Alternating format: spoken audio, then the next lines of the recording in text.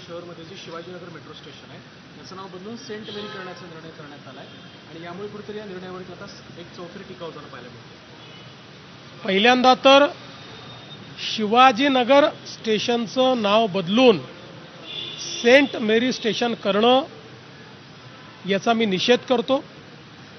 एक प्रकारे छत्रपती शिवरायांचा अपमान करण्याचं काम हे कर्नाटकची काँग्रेस सरकार करते, याचं मला दुःख आहे, पण मला याचं नवल वाटत नाही।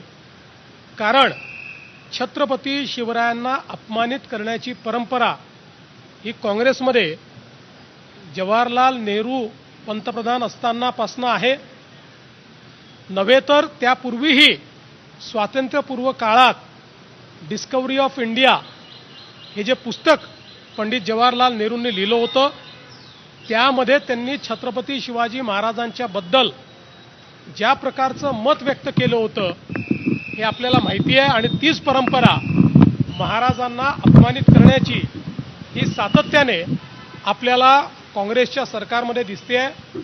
आम्ही याचा निषेध करतो आणि मी तर ईश्वराला प्रार्थना करतो की ईश्वराने काँग्रेसच्या मुख्यमंत्र्यांना सुबुद्धी द्यावी आणि ज्यांच्यामुळे या देशाने स्वराज्य पाहिलं असे छत्रपती शिवराय यांचं नाव बदलून त्या ठिकाणी अशा प्रकारे कुठेतरी धार्मिक अशा प्रकारची एक विरोधी व्यवस्था उभी करायची आणि तेढ निर्माण करायचं हे ते करणार नाहीत अशी सुबुद्धी त्यांना मिळावी अशी माझी अपेक्षा आहे। गोंदवलीच्या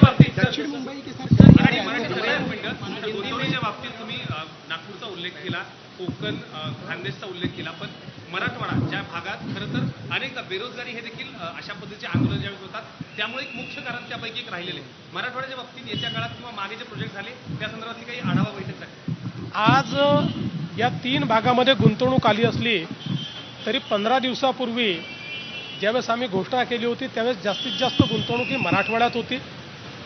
मराठवाड्यामध्ये आणि विशेषतः आता DMIC असेल, छत्रपती संभाजीनगर असेल, जालना असेल आणि समृद्धीवर जो भाग मराठवाड्याचा आहे त्या सगळ्या भागामध्ये प्रचंड मोठ्या प्रमाणात गुंतवणूक येते आणि छत्रपती संभाजीनगर हे तर आता इलेक्ट्रिक व्हेकलचं कॅपिटल बनतं।